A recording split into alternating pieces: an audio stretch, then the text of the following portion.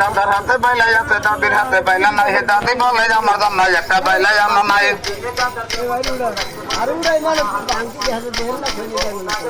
আরে বেলটা এখন নরম আছে, ব্যথা টানলে শক্ত হয়। হে নিজে কেটে পড়ে যাবে, আপনার কাটা লাগবে নয়।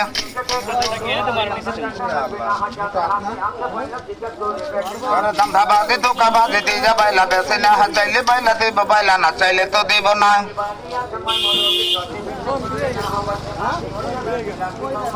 আরে নানার হাতে বাইলাই আছে, নানির হাতে বাইলা নাই। হে নানি বলে আমার জন্য একটা বাইলাই আনো নাই।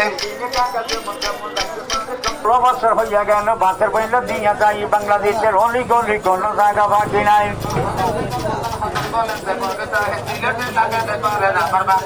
এই দিলে কাকার মন তেমন রাখতে পারে যন্ত্রণা রঘুমাদের কামনা বই বহু তাকে পুরানা।